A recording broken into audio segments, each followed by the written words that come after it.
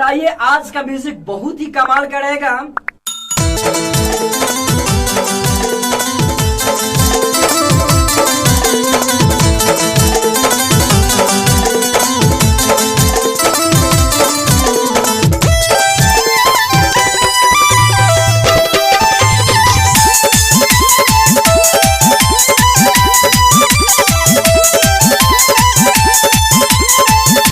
कितने भाई लोग सोच रहे होंगे कि मुन्ना बिहारी जो है बुर्बक बना रहा है।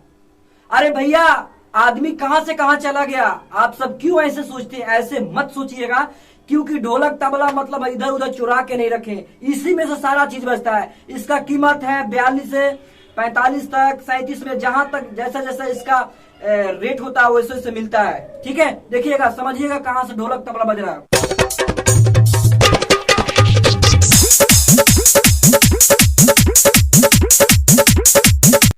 देख रहे हैं ना भैया, इसका कीबोर्ड का है। मैं बेचता नहीं हूं इसको, सिर्फ मैं टोन और जो रिदम ढोलक तबले बजते हैं वो चीज मैं देता हूं। ठीक है, अगर आप सबको लेना है तो कांटेक्ट कीजिएगा।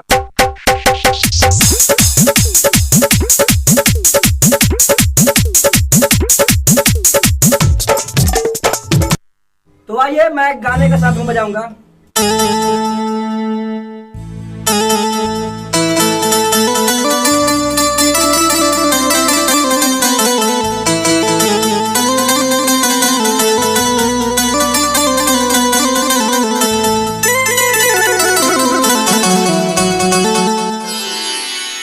अभी आप सब बेंजू का आवाज सुना रहे थे, काफी अच्छा है। आइए सुनते हैं। मालवा के बेटा मामा कहता है, इसी से मैं बजाकर सुना रहा हूं आपको।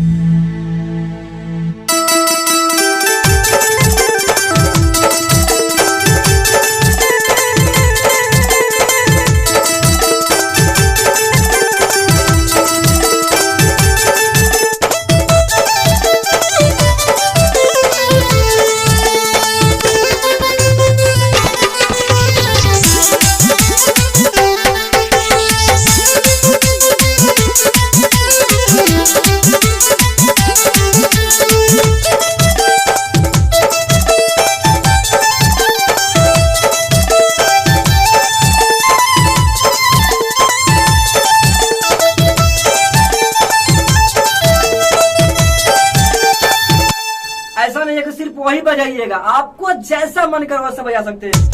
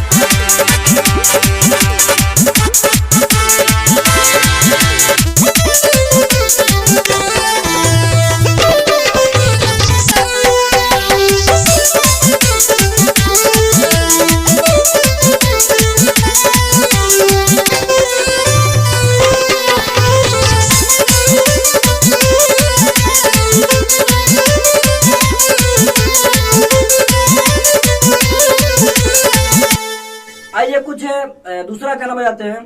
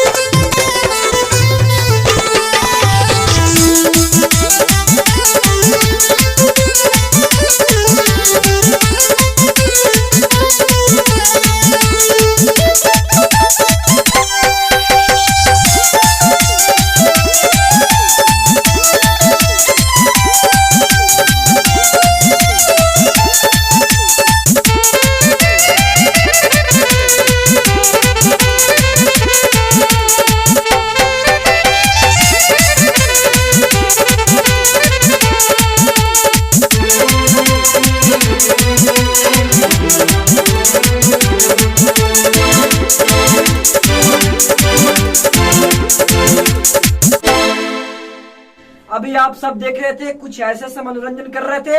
अच्छा लगा हो यार तो प्लीज आप सब इस चैनल को लाइक कीजिएगा और हाँ बेल आइकन जरूर दबाइएगा और चैनल को सब्सक्राइब कर लीजिएगा। तो आज के लिए इतना ही था। गुड टेक केयर, फिर से मिलेंगे एक नेक्स्ट वीडियो में। तब तक के लिए good take care, bye by.